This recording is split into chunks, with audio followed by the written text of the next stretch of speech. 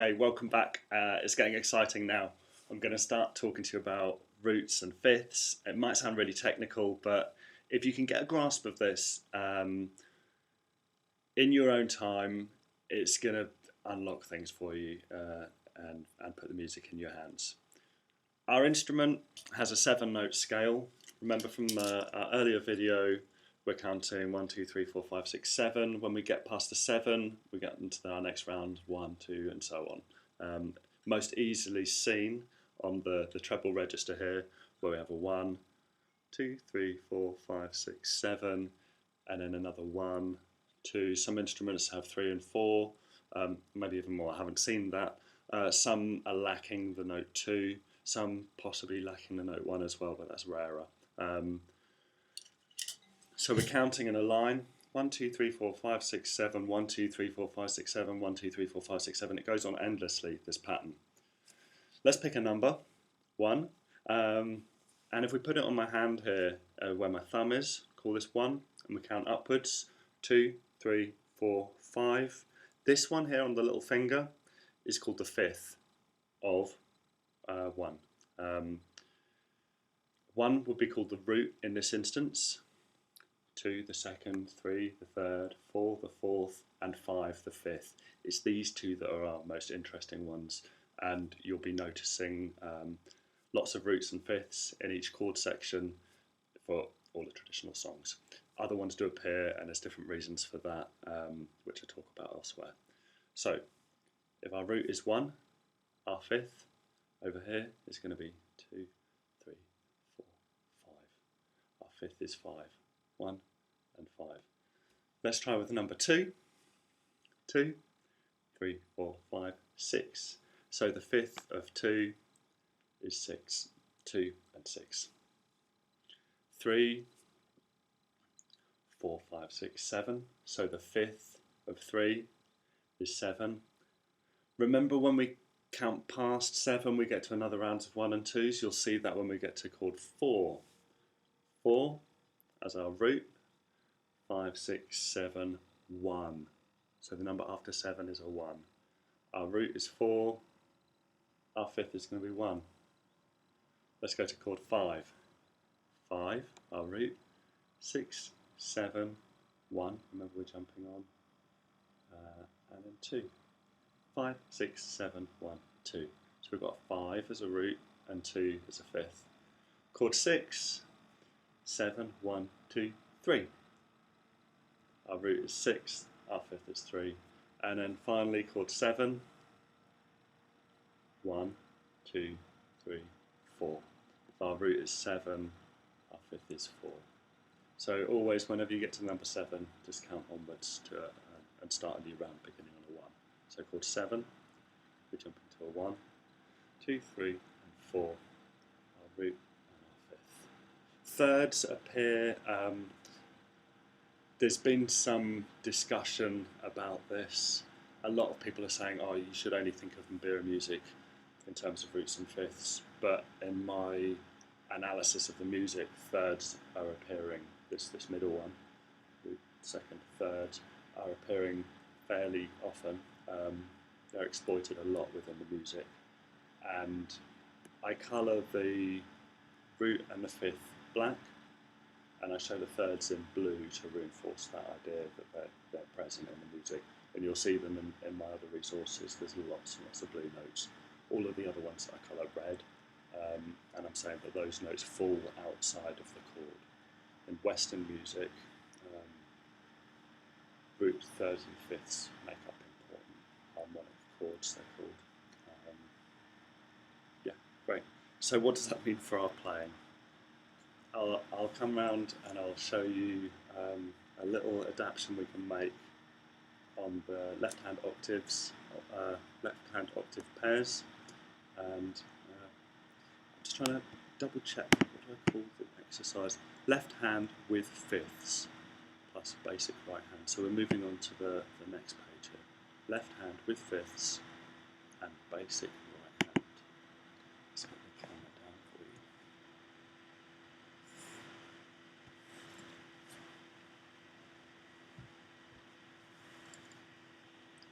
So let's just look at part 1 of our left-hand octave pairs. We had 4s, 6s and 1s. In this new version, it's left hand with 5ths. We're playing a 5th when we get to chord 1. Remember, if our root is 1, 2nd, 3rd, 4th, 5th, our 5th is 5. 1, 2, 3, 4, 5. So we can play a note 5 within a chord 1. We've got chords using notes 4, 6 and 1. In that chord 1, we're going to play 5ths. Our 5ths are over here, or our 5s. And we'll be changing this pair of notes, this octave pair, to this. 5 and 1 instead of 1 and 1. This makes our whole first part become 4s, 6s and 5 and 1. Again, 4s, 6s, 5, 1. Excellent. Let's look at chord 2.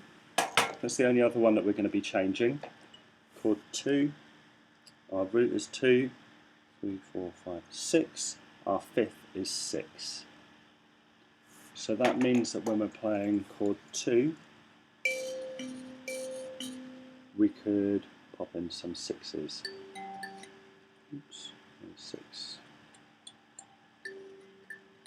And in this instance, instead of playing this pair of notes, we're going to play this pair of notes, a 6 and a 2.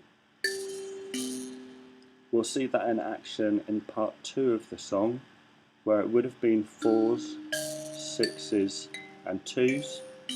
It becomes 4s, 6s, 6 and 2. That change that we're making from the 2s to a 6 and a 2 is what happens for the remainder of the song. So part 3 becomes 4, 7, 6 and 2. And part 4 becomes 5, 7, 6 and 2 there. So we're only changing chords 1 and chords 2. I'll play through the whole song so you can see what that looks like. Just the left hand for now.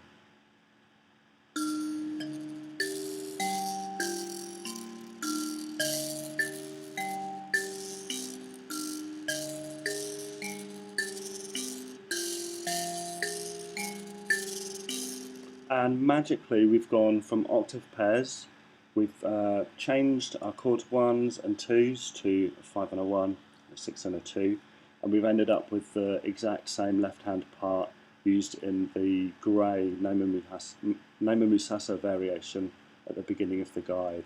So there's an example of these ideas, these roots and fifths in action. I'll play that left-hand part again as it's shown in the tab, in the notation, with the right hand treble notes that we've already learned. Let's see how this sounds.